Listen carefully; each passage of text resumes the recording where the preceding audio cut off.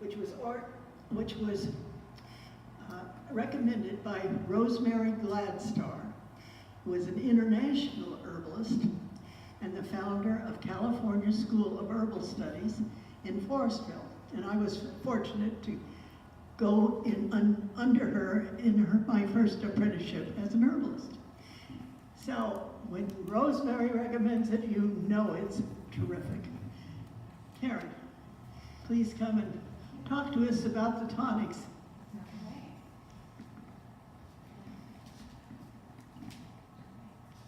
Thank you, Sharon. So, happy International Women's Day. That's great. And I love your idea about honoring a special woman, which there are many. And Rosemary Gladstar would be somebody I would also honor and write a poem about even. She's a dear woman and a friend. I've traveled with her to Costa Rica, and she is my mentor. I think her book on healing for women was the first her book I bought. And I've only taken some classes from her in the field, but I did my studies over in England with a whole other group of herbalists. So, and today I have an office in the village. I'm also a consultant at Corners of the Mouth 2 afternoons a week, Wednesday and Friday. And I'm one of the organizers of the newly formed Mendocino County Herb Guild, which is a full county guild. It's not just, it's growers of herbs, excuse me, medicine makers and practitioners, teachers, and it has a big vision, which is slowly unfolding piece by piece. But one part of the vision that this church is very involved in is that once a month we offer a free clinic now to homeless people in the little building over there on the last Tuesday of the month, and it is medical personnel, but we were invited to be the herbal end of treatment, and we give away salves and balms we've made. So that's a really nice, fun project. So, and today I'm going to talk about the power of tonic herbs, and I say herbs because of my study in England, and it kind of stuck. So,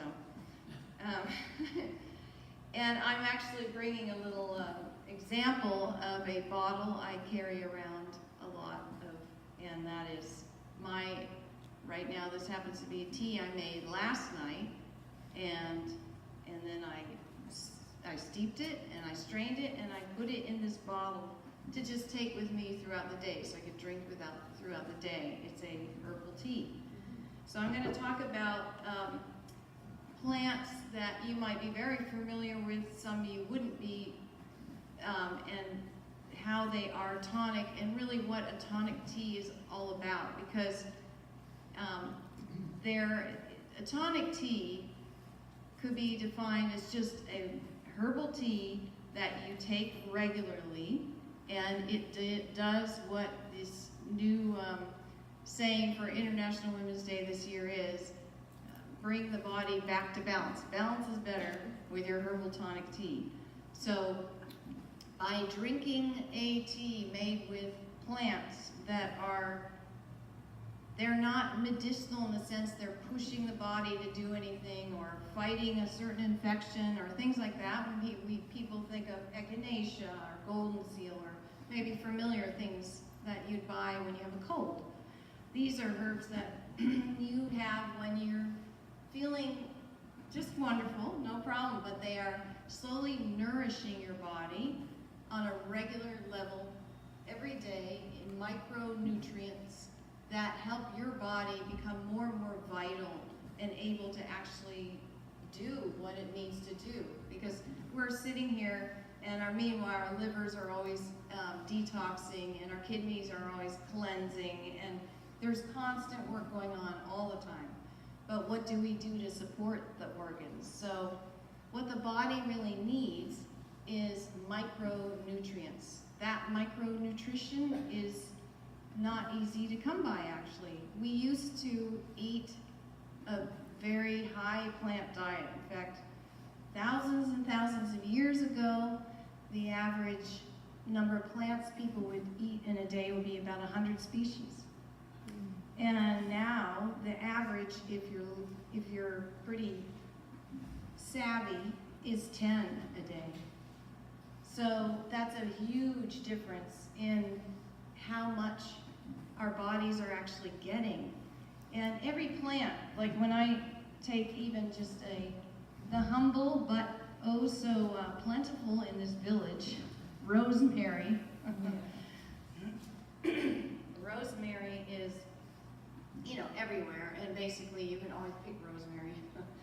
It is a plant that has about 380 constituents, different chemicals that have a purpose to the plant. But all those chemicals also interact with our body if we drink the tea. Not every single one of those chemicals would come out with water, would be water soluble. But let's say when you drink a tea of rosemary, even if you had about 290 chemicals going into your body, that is a lot of separate kind of nutrient. And what are those nutrients? They're usually minerals, all of the trace minerals, and there are also vitamins if it's a fresh plant, and also what we call antioxidant type of phytonutrients that are very good at protecting cells. Also essential oils that can be disinfecting, for instance, and help with the brain function as well. Rosemary in particular is a good herb for that. So what you're getting is powerful nutrition, and yet it's something you could drink every day. There's no harm in drinking rosemary every day. It's not strong enough in itself to elicit some kind of big immune response or something like that. What happens when we drink a tonic tea, we might have maybe a blend of tea. A tonic tea would have 5 different plants. So your number of actual chemical constituents and nutrition that comes into your body is going to be very large. It's very wide spectrum, much more than a potato you eat for dinner, for instance.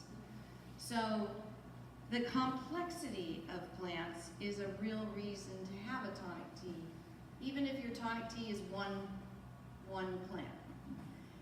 Because the immune system and many parts of our body rely on chemical complexity in order to know what's happening in the outside world and how we need to respond to that. So we don't want to dumb down our diets. We want to make food our medicine and make it more informational to our body. And that's a big part of tonic teas as well.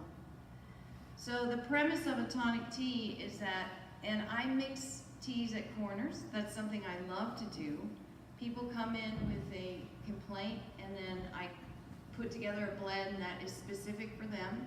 I have made hundreds of tonic teas over there, and no 2 have been the same.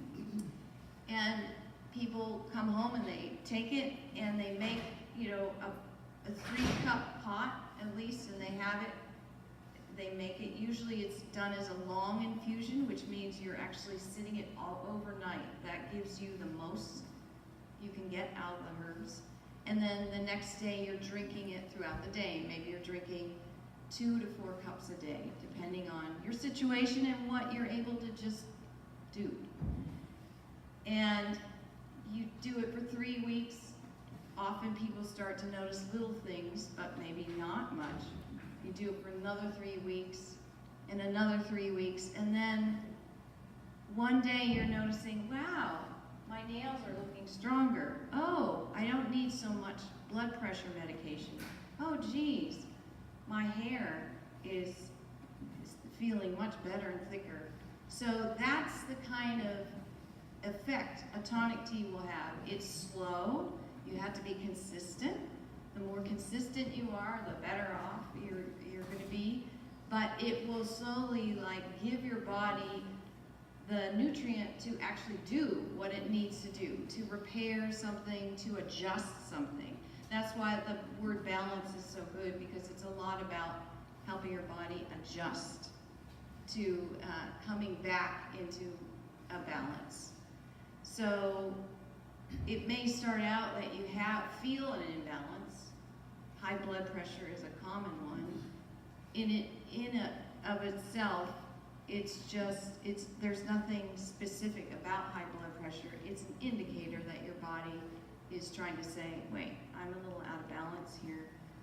And that's a good example of a particular ailment or out of balance that is often easily fixed by tonic teas. And I've seen it many, many times. Tea and diet and lifestyle changes. So tonic teas can be for like building bones, or in my case, this time of year, I sing with the women's choir. It's still wet and cold, and it's easy to get too much like phlegm in my vocal cords. I don't like that. So I always have herbs that help move that kind of fluid, which you can see I have this morning, move that kind of fluid through my system easier and faster. And they really do work. So I did pick a few, I'm sorry, I have something in there. I think it's actually dry. I did pick a few herbs that are out now and you might be familiar with that work very well in tonic teas. Some of which are in here, but, well, there is borage, and you can pick borage and make a tea out of it. You can eat the flowers. Of course, they're edible and very delicious. It's a very nutritious plant, actually, and it even has oils in it that are very helpful for our skin and hair and everything like that. How would you make a tea out of it exactly? You could just take fresh borage and wash it, break it up, cut it up, tear it. I tear often, and you put it in your either teapot, or I use a French press. I find them very easy for that. And I would combine it with other herbs, just because borage in itself, I mean, I like teas to also taste interesting or flavorful, and it's fine. It doesn't have too much of a flavor. You could add something like mint to this if you wanted, or something, I also have lavender. That's a great tonic herb as well. People don't think of you can make tea out of the leaves as well. We think of the flower because we love to make things out of the flower, but the tea, leaves can be made with the tea, the same oils in these leaves. And it's not just for sleep. Lavender really is a balancer of the nervous system. So it's calming, but it's not sedating. So that's a nice one, and it has a nice flavor if you like that flavor. Another one out there, this is everywhere, and it's probably in your gardens, is thyme. There's many kinds of thyme, but thyme is a wonderful plant, not just to cook with, but adding little bits in your tonic tea. And that's the thing about blending. Blending in itself is an art, a long, historically quite an art. And something strong like thyme or rosemary, you would put less in a blend than maybe, the borage. So you also work with how many essential oils are in a plant, and that affects how much you might put in of it. And cleavers, people might be pulling this as a weed right now. Goosegrass, it sticks, and I could pass it around. I mean, this is everywhere, and people really do pull it usually. and it's cleavers, goosegrass, it's a gallium. It's in the bedstraw family, but it's the smaller bedstraw. And you see them actually on the trails right now, because this is when we get these little fresh greens. And cleavers makes a wonderful tonic tea. It is very good for the lymph system. It helps lymph move. and drain, which is an important part of all kinds of post-illness, etc. And it also is good for the nerves. Cleavers is helpful for nerve repair, so it's used for that too. Again, mild, but steady, and it has a lot of vitamins. It's a very mineral-rich plant as well. Of course, I picked nasturtium is everywhere, but again, you can pick the leaves and just eat them, or you can throw them for a little peppery flavor in your tea. You can do that. Mallow is another one. This is one that was on a tall stalk, but you see these, they're lower. They also grow kind of low to the ground, and then they get bigger, and then they'll have pink flowers. They're very common. They kind of fuzzy leaves.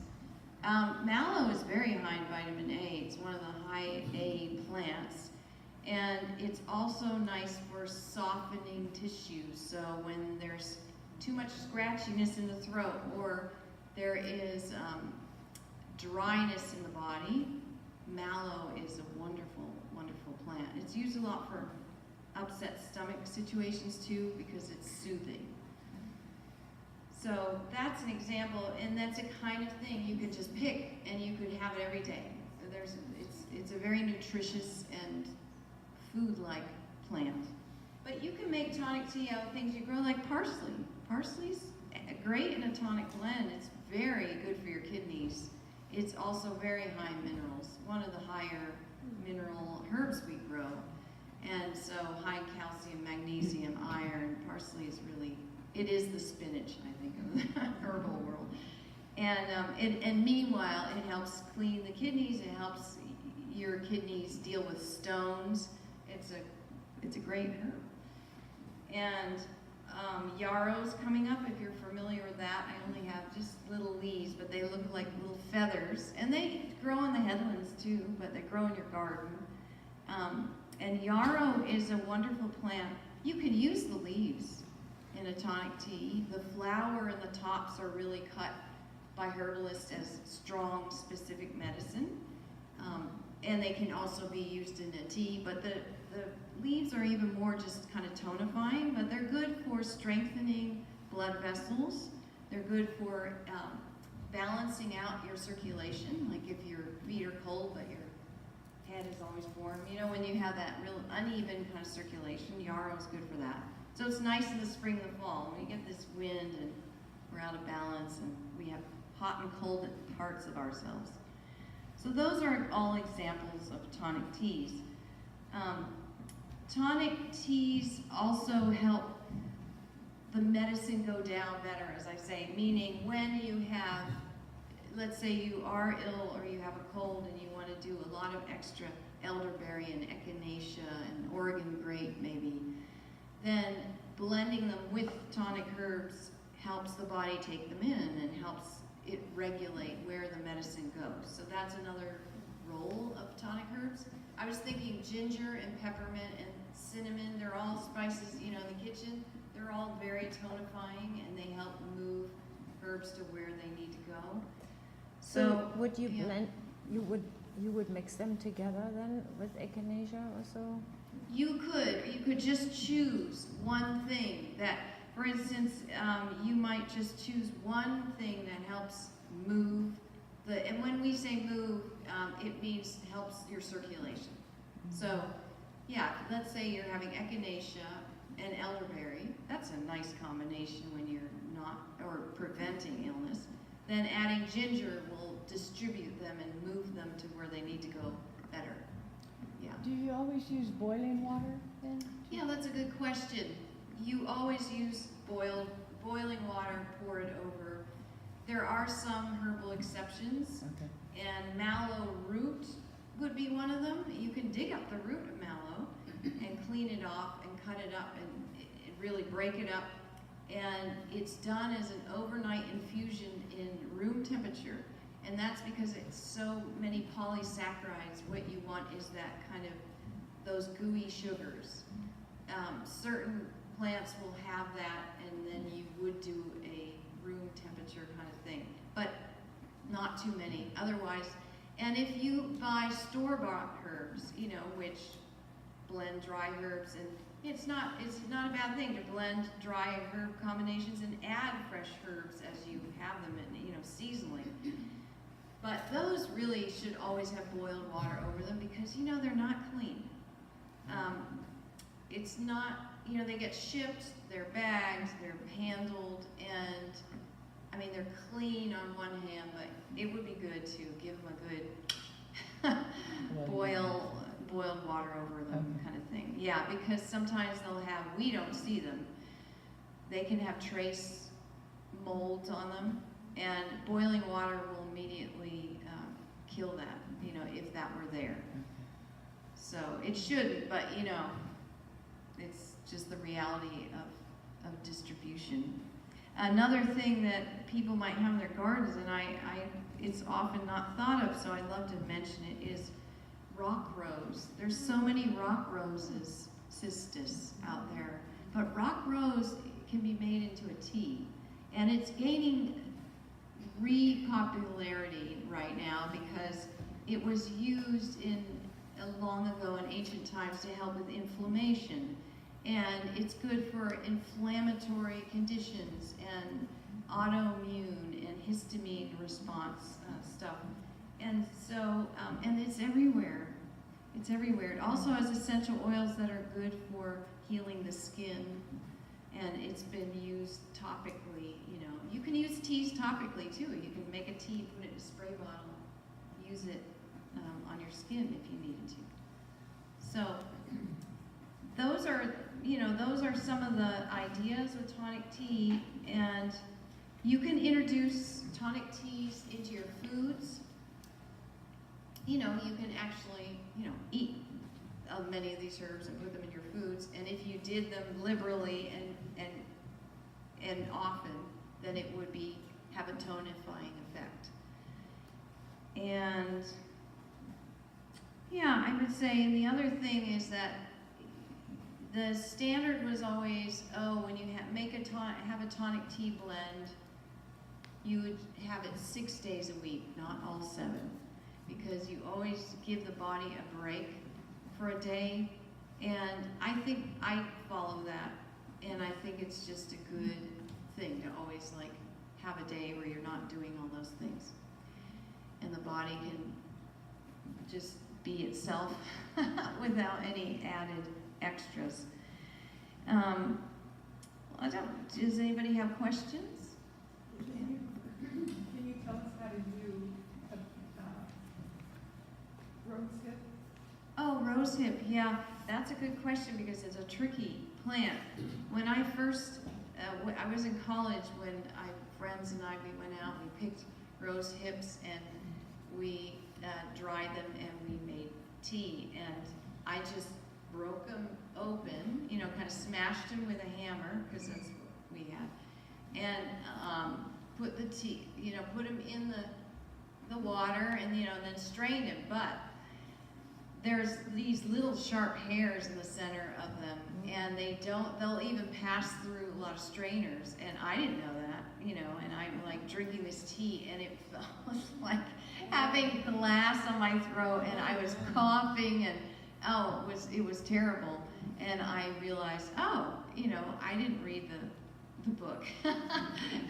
So rose hips, what's best is actually to peel them. So traditionally, they're actually picked after they have gone through a freeze, which is hard to do on the coast. But say you have rose hips, at the end of the year, when the weather gets cold, the skins, they'll get soft, and they get they're kind of fleshy and softer. They're not as hard.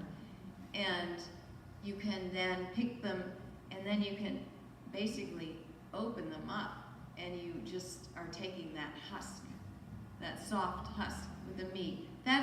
It's a very labor intensive, The other thing would be just to save them and dry them and simply strain it very well when you make the tea. Yeah.